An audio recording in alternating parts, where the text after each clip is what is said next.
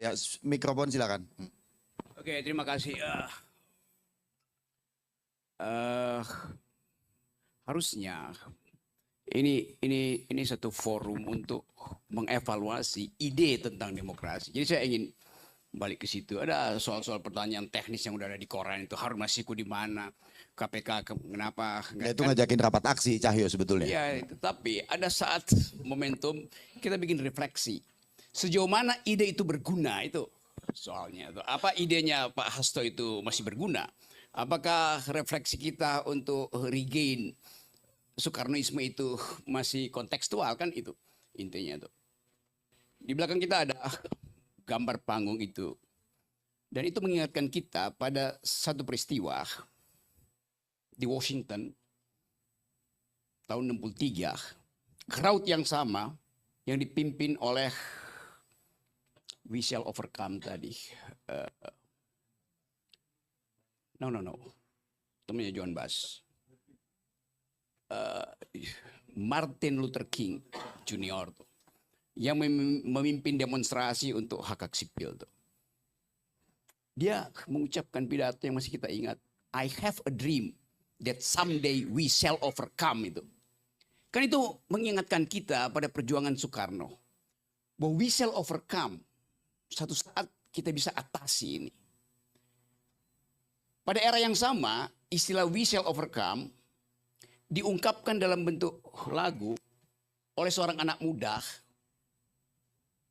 yang terkenal dengan Rastafari, Bob Marley. Yang dia membayangkan bahwa we shall overcome itu adalah suatu perubahan total dari kekuasaan. Kalau kita baca biografinya, Rastafari itu semacam umpatan terhadap keadaan Babilonia yang dikendalikan secara otoriter, tapi suatu saat Babilonia akan hancur, akan tersisa Rastafari. Siapa Rastafari itu? Ya PDIP. Rastafari. Jadi coba kita buat satu session secara berlanjut supaya kita tampilkan pikiran di sini untuk memungkinkan kita berpikir tentang kekuasaan bahkan dari zaman Babilonia.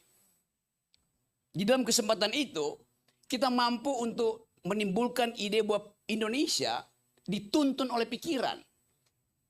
Pak Prabowo bisa jadi presiden, tapi bisa juga pikiran berhenti. Karena kita mempersoalkan teknikalitas.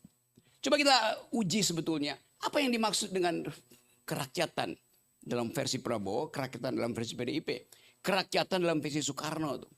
Jadi hal-hal ini yang saya ingin kembangkan supaya suatu saat kita tahu bahwa ada forum untuk bicara tentang ide itu. Ada tempat kita menumpukan harapan itu pada kekuatan pikiran itu. Jadi saya usulkan supaya kita bahas sesuatu yang sifatnya gagasan dan ide itu yang hendak kita implementasikan, kita investasikan dalam peradaban politik berikutnya tuh.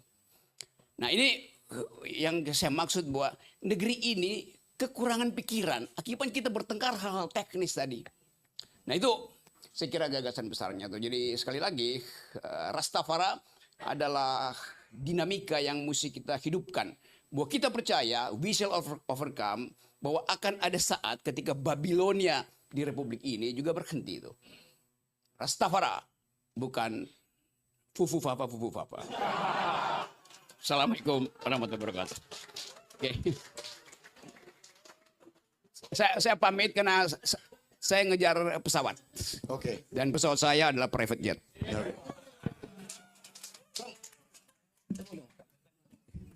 Thank you, Om. Baik, karena Rocky ngejar pesawat dengan Rastafari dan kita melepasnya dengan Kumbaya. Gitu.